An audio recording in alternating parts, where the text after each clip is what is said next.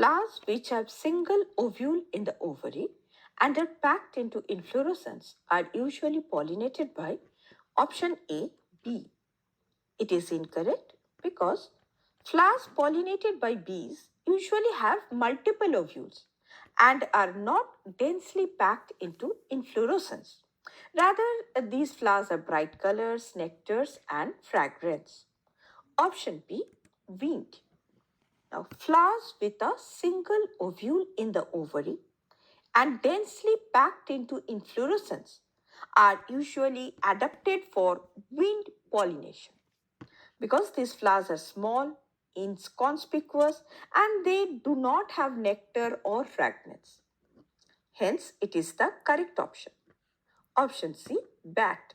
It is also incorrect because bat pollinated flowers are generally large and they produce a profuse amount of nectar with strong fragrances.